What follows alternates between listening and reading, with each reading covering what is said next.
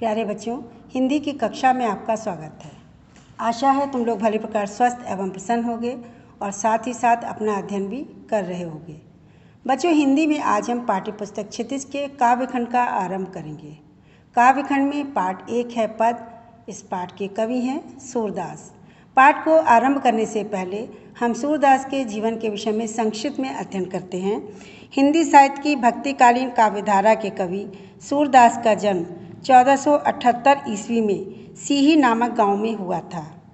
कुछ विद्वान उनका जन्म स्थान मथुरा के निकट रुनकता या रेणुका क्षेत्र को मानते हैं। सूरदास मंदिर में भजन कीर्तन करते थे, जिसके कारण उनकी ख्याति जगह जगह फैल गई।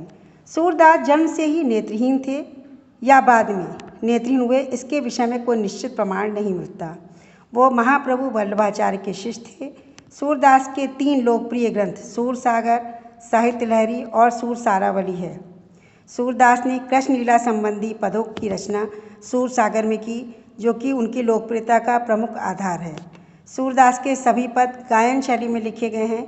वे श्रृंगार और वात्सल्य रस के कवि माने जाते थे।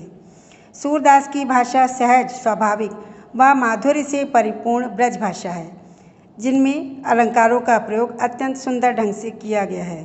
सूरदास का निधन 1583 ईस्वी में पारसौली में हुआ था। बच्चों, सूरदास द्वारा लिखित इस सूरसागर के भ्रमर गीत से यहाँ 4 पद लिए गए हैं। जब श्री कृष्ण ने मथुरा जाकर गोपियों को कोई संदेश नहीं भेजा, जिस कारण गोपियों की गृह वेदना इतनी ज़्यादा बढ़ गई थी कि श्री कृष्ण ने अपने मित्र उद्धव के माध्यम से गोपियों के पास निर्गुण ब्रह्म एवं योग का संदेश भेजा, ताकि गोपियों की पीड़ा को कम किया जा सके। गोपियाँ श्री कृष्ण से प्रेम करती थीं, इसलिए उन्हें निर्गुण ब्रह्म एवं योग का संदेश पसंद नहीं आया। तभी एक भौरा यानी भ्रमर उड़ता हुआ वहाँ आ पहुँचा। गोपियों ने व्यंग अर्थात कटाक्ष करते हुए उद्धव से अपने मन की बातें कहीं। इसीलिए उद्धव और गोपियों का संवाद भ्रमर गीत नाम से प्रसिद्ध है। गोपियों ने व्यंग करते हुए उद्धव को भाग्यशाली कहा है, क्योंकि वे श्री कृष्ण के सान्निध्य में यानी उनके साथ रहते हुए भी उनसे प्रेम नहीं करते। इसका प्रमाण है उद्धव द्वारा दिया गया योग साधना का उपदेश।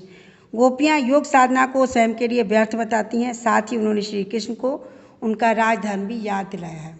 तो हम पाठ का आरंभ करते हैं। पहला पद है, उद्धव तुम हो अति बड़भागी, अपरस रहत स्नेह तगाते नाहिन मन अनुरागी। पुरैन पात रहत जल भीतर, तारस देह न दागी, ज्यों जल महा तेल की गागरी, बूंद न ताको लागी। प्रीत नदी में पाँव न बोरियो, दृष्टि न रूप परागी, सूरदास अबला हम भोरी, गुर चाटी जो पागी। पाठ का भावार्थ, इस पद का भावार्थ करने से पहले आप पहले शब्दों के अर्थ को देखिए। उद्धव का अर्थ है, उद्धव यानी उद्धव को कहा गया है। हो माने हो, अति माने बहुत, बड़भागी का अर्थ होता है भाग्यवान या भाग्यशाली। अपरस माने अछूता, स्नेह माने स्नेह, तगा कहा जाता है धागा को या बंधन को। नाहिन माने नहीं, अनुरागी माने प्रेम से भरा हुआ। पुरैन पात कमल का पत्ता, दागी माने दाग या धब्बा। ज्यों माने जैसे, महा माने बीच में, ताको माने उसको। प्रीत नदी प्रेम की नदी। पाँव का अर्थ होता है बच्चों पैर। बोरियो का अर्थ होता है डुबोया। परागी माने मुग्ध होना या मोहित होना। अबला कहते हैं बेचारी नारी को। भोरी कहते हैं भोली भाली को। गुड़ चाटी जो पागी, जिस प्रकार गुड़ से चीटी लिपटी होती है। तो इसका हम भावार्थ देखते हैं कि गोपियाँ व्यंग करते हुए उद्धव से कहती हैं कि हे उद्धव, तुम तो बहुत भाग्यवान हो। उद्धव तुम हो अति बड़भागी, उद्धव तुम तो बड़े भाग्यशाली हो।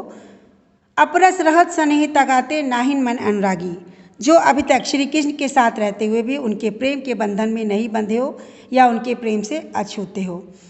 नाहिन मन अनुरागी, ना ही तुम्हारे मन में श्री कृष्ण के लिए प्रेम उत्पन्न हुआ है।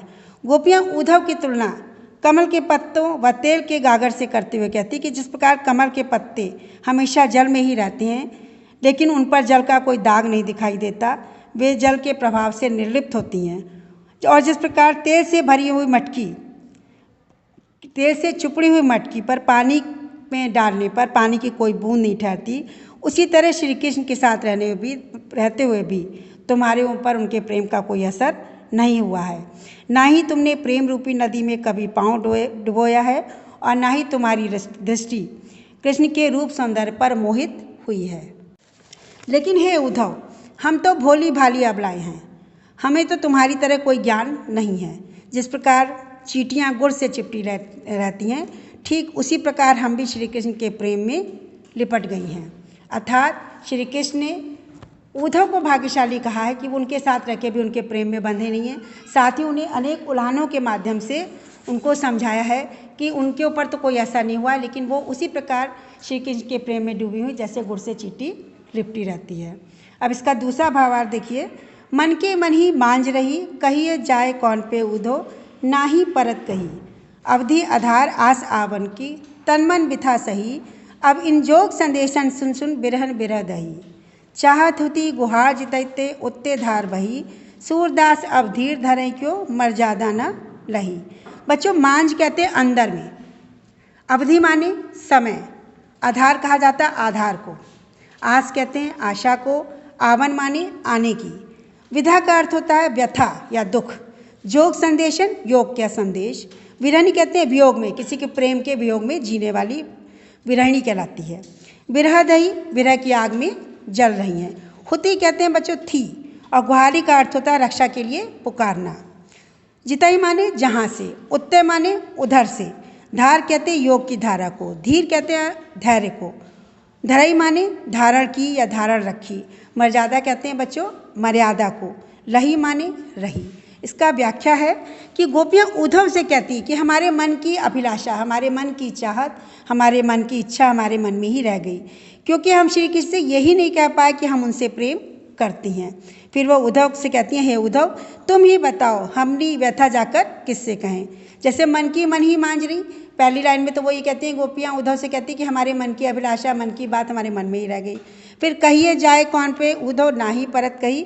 फिर वो कहती हैं उद्धव से कहती तुम ही जाओ, तुम ही बताओ, हम अपने आने की आशा जिनके हमारे जीने का सहार थी, हम अपने मन की बात किससे कहें। अवधि आधार आस आवन की, तन मन बिथा सही। उनके आने की आशा ही हमारे जीने का आधार थी, और उसी आशा के आधार पर हमने, हमारे तन और मन दोनों ने पीड़ा सही थी।